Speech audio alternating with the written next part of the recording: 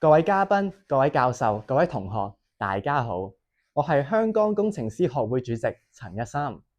今日我好高興可以代表香港工程師學會，為香港大學工程學會主辦嘅工程週擔任開幕禮致辭嘉賓。本屆工程週嘅主題係人工智能與工程。在此，我想以人機協作提高工程生產力為題，特別由我哋機械工程嘅角度出發，同大家分享人工智能如何重塑我哋嘅行業，同埋便利我哋嘅工作。近年嚟，人工智能技術嘅發展一日千里，並已經深度融入機械工程嘅各個核心環節，令到我哋嘅設計、分析同決策嘅過程發生翻天覆地嘅變化。如今，人工智能可以透過機械學習分析海量嘅環境數據。人工智能唔單止可以根據建築物入邊嘅人流同埋氣候變化，實時去調節空調嘅系統，以達至最佳嘅能源效益。透過預測，令到人手檢測嘅成本減少。其次，喺升降機系統設計方面，人工智能演算法可以精準咁模擬複雜嘅人流模式，令到生活更加便利，更加提升咗整體機械系統嘅運作效率，協助我哋達成更好嘅成果。此外，透過衍生嘅設計，人工智能甚至可以根據工程師嘅設定，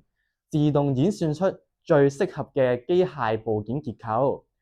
徹底突破咗傳統設計思維嘅框架。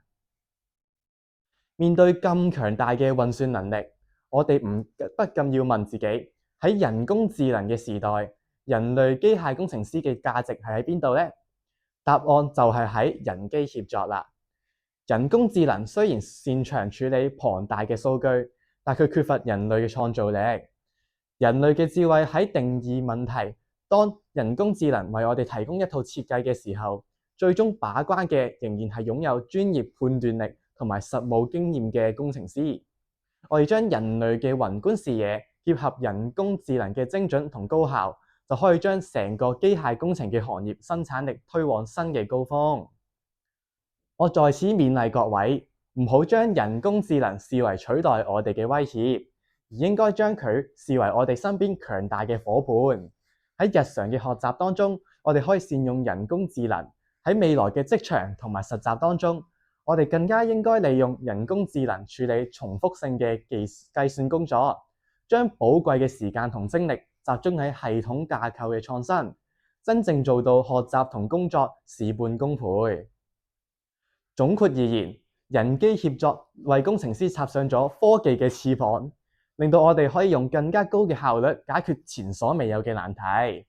最後，我預祝今屆嘅工程週各項活動取得圓滿嘅成功。多謝大家。